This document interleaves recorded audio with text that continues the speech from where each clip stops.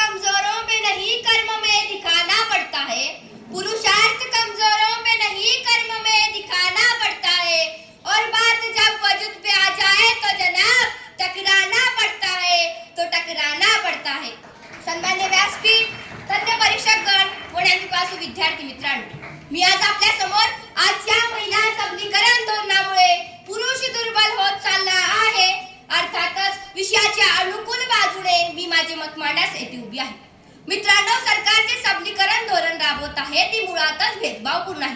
गुणवत्तेचा व क्षमतेचा विचार न करता ती केवळ व केवळ स्त्री आहे म्हणून तिला झुकते माप द्यायचे हे योग्य नाही। असे म्हणतात की मापात पाप करू नये, पण सरकार तर उघड उघड दोन माप वापरत आहे आणि तिला नाव दिले आहे महिला सबलीकरण धोरण। पण खरंच या महिला सबल होत आहेत का? उलट या सरकारी योजनेच्या नादी लागून चांगली करती धरती महिला वाया चालली आहे हे माझ्या प्रतिस्पर्धकांना दिसत नाही का? जेव्हापासून बस सेवा मोफत व अर्ध्या तिकिटाची झाली आहे तेव्हापासून सगळीकडे भारत पाकिस्तान फाळणीचे दृश्य दिसत आहे। बस खचाखच भरलेले आहेत। काम दाम सोडून महिला जर देवदर्शन करत फिरल्यावर घरात तर रामायणच होणार ना। अशा या अनेक योजना आहेत जे महिला सबलीकरणाच्या नावाखाली सरकार कागदी घोडे बनवून नाचवत आहे। महिला सबलीकरणाचं वारं अंगात भरलया, आता पुरुष की झाड की पत्ती ठरलया। आजच्या महिला लग्नानंतर या ऐशोआरामाच्या जीवनाची अपेक्षा ठेवत आहेत। या पुरुष बिचारे काबाड कष्ट करून पैसा कमवतात व या महिला मात्र नको त्या गोष्टींसाठी हट्ट करतात व ते मिळाले नाही की कर भांडण आणि जा माहेरी। पाठीमागे नवऱ्याच्या वारीच वारी, मुलींच्या आई वडिलांचे पायाधरी, नवरा म्हणे सॉरी सॉरी सॉरी सॉरी। एवढे होऊनही हे प्रकरण ते थांबत नाही। पिक्चर अभी बाकी आहे दोस्त। कायदा महिलांच्या बाजूने आहे याचा फायदा घेत पुरुषांना कोर्टाची हवा खाऊ घालतात। महिला सबलीकरणाच्या नावाखाली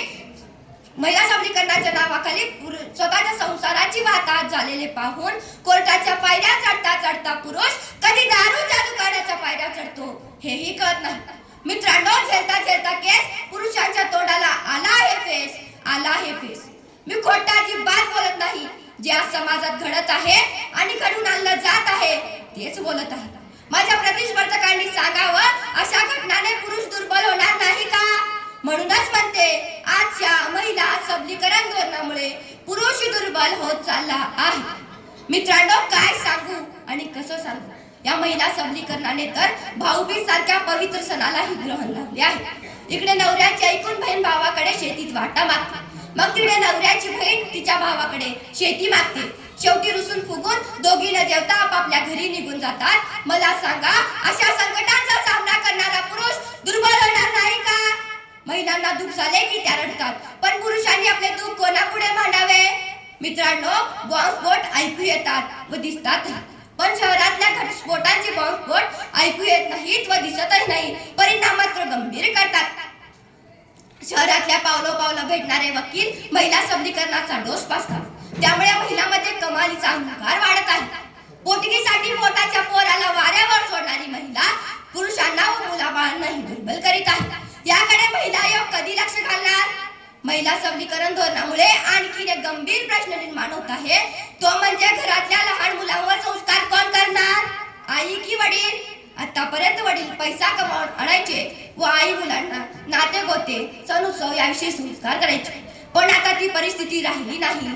हल्ली आई घरी नसते, ती मित्र मैत्रिणीत बसते, तेथे महिला सबलीकरणाचे उघडते खाते, मग इथूनच घराघराचे अधपतन सुरू होते। महिला सबलीकरण या गोंडस नावाखाली महिला नाजूकरण चालू नाही ना। महिलांसाठी प्रत्येक गोष्ट मोफत, बस प्रवास मोफत, एज्युकेशन लोन कमी व्याजदरात, शिक्षण मोफत, बचत गटाला लोन, अशा कितीतरी योजना आहेत जे महिला सबलीकरणाच्या नावाखाली चालू आहे। तरी पण या महिला सक्षम का होत नाहीत? कारण ज्याप्रमाणे प्रत्येक यशस्वी पुरुषांच्या मागे मुलींचा हात असतो, तसेच प्रत्येक यशस्वी मुलींच्या मागे वडिलांचा, नवऱ्याचा व भावाचा हात असतो, हे कोणी नाकारू शकत नाही। महिला सबलीकरण धोरणामुळे पुरुष दुर्बल होत आहे याचे सर्वात मोठे व भयानक वास्तव म्हणजे आज मुलांची लग्न होत नाही। तरुणांना कोल्हापूर सारख्या शहरात बाशिंग बांधून कोणी मुलगी देता का? मुलगी अशी विचारणा करणारी आंदोलने काढावी लागत आहेत। मुलींचा तोरा वाढला आहे, स्वतःकडे काही असो नसो पण मुलाला नोकरी शेत पाहिजे, पण मुलीला मात्र सासू सासरे नको अशी अटी घातल्या जात आहेत. त्यामुळे मुलांचे लग्न होत न जुळल्याने ते प्रचंड तणावाखाली वावरत आहेत. मुलींचेही वय वाढत आहे. आता ती पिल्लूची चिमणी व चिमणीची मैना होत आहे. त्या महिला सबलीकरणाचा तोरा काही केल्या कमी होताना दिसत नाही. जर असे चालू राहिले तर या महिलाची लैना झाल्याशिवाय राहणार नाही. आजच्या महिला सबलीकरण धोरणामुळे महिलांमध्ये एक मोठे गैरसमज पसरले आहे. ते म्हणजे प्रत्येक गोष्ट कायद्याने मिळवायची, पण मिळालेली प्रत्येक गोष्ट ती फायद्याचीच असते असे नाही. हक्क दाखवून पुरुषांना दुखवून जेव्हा मिळवतो तेव्हा मात्र नाते कायमचेच गमावून बसतो. महिला सबलीकरणाच्या नावाखाली स्त्री व पुरुष यांच्या दरी निर्माण करण्याचे षड्यंत्र सरकारने तात्काळ थांबवावे. मी परत म्हणेन, आजच्या महिला सबलीकरण धोरणामुळे पुरुष दुर्बल होत आहे, दुर्बल होत आहे, दुर्बल होत आहे. मी जाता पुरुषांची व्यथा सांगू इच्छिते. दर्द कागज पर मेरा बिकता रहा, मैं बेचैन था रात भर बस लिखता रहा, मैं बेचैन था रात भर बस लिखता रहा. छू रहे थे सब बुलंदियां आसमान की, मैं सितारों के बीच चांद की तरह छिपता रहा. दरख्त होता तो कब का टूट गया होता, दरख्त होता तो कब का टूट गया होता. मैं था नाजुक डाली जो सबके आगे झुकता रहा. दर्द कागज पर मेरा बिकता रहा, मेरा बिकता रहा. एवढे बोल मी माझी भाषण संपवते. जय हिंद, जय भारत.